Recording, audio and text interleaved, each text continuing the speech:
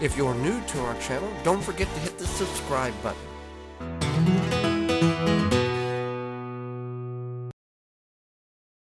If you're having problems growing parsnips, a great way in which to do such is the bucket method. Now this is a 15-gallon bucket that's got no bottom on it, that we've cut the bottom off because it was busted, and we embedded it in the actual native soil about 1 inch. We filled it with good compost, and now we're going to plant our parsnips. This will work great as well doing it with carrots.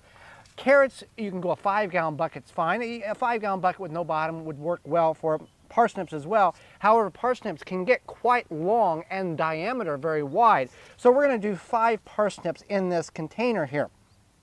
Parsnips are good for about 1 to 2 years. I've had saved parsnip seeds last 5 years and done very well.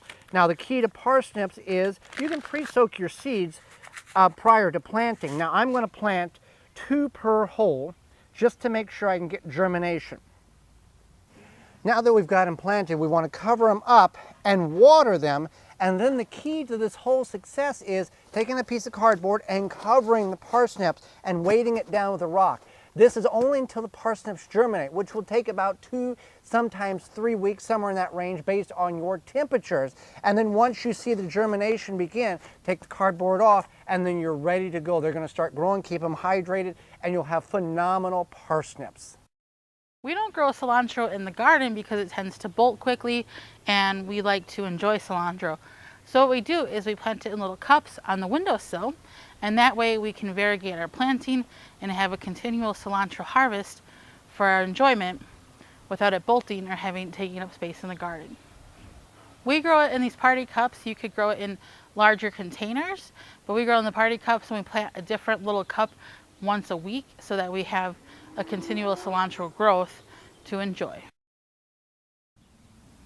Another great tip is bringing birds in the garden. Birds are a friend of the garden. They're going to find those bad insects, those harmful ones, and they're going to eat them. So what we do is we take a tuna can on a post, and we drilled holes in the bottom, and we just fill it up with bird seed. So we simply just take, these are actually our old seeds that we made into bird seed, but you can just, buy bird seed or whatever. And we just go ahead and we fill up that little container, and it invites the birds and it feeds them at the same time. And then when they're sitting here eating, they look and they see all those other meaty bugs that they want to enjoy, and they go ahead and eat those too. Using chicken wire or poultry fencing is a great way to deter rodents like squirrels from digging in your beds, as well as birds. Yes, we want birds to come into the garden, but not at the seedling stage where they can have a tendency of going in and pulling those seedlings out that we're trying to get established. But once the plants get established, then we can go ahead and remove the chicken wire before it starts growing through it, and then have a great harvest. For more information, please visit thewisconsinvegetablegardener.com.